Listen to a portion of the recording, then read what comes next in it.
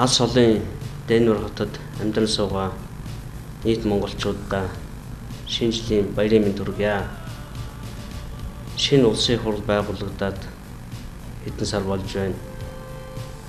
Байнгын хорооны даргаар тавилагдаад мөн хэдэн сар болж байна.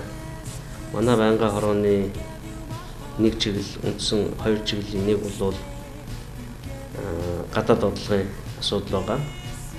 Тэгээ энэ их хурал энэ засгийн газрын ажиллах үндсэн чиглэлүүд дотор гадаад байгаа монголчуудын эрх ашиг хамгаалах гэдэг зүйлийг оруулж өгсөн тодорхой хэмжээний мөнгө төгрөг баталсан байгаа. Тэгээд улсын бодлого өөрчлөгдөж гадаад байгаа иргэдийнхээ эрх ашигыг хамгаалах дээр ажиллаж эхэлж байна. Нөгөө тэгүр та бүхэн Ашигтай хотод байдаг элчин сайдын яам өргөмжлөх консулын газруудтайгаа харилцаа холбоотой байж иж хүндрэл гарсан үед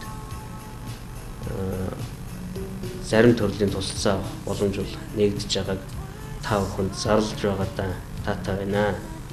Ингээд ирэх 2009 онд ажлын өндөр амжилт, эрүүл сайн сайхан байхны хүсье өрөө.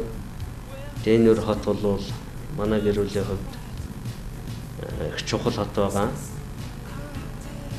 Гэрээрээ бид 3 жил гарan амьдарсан.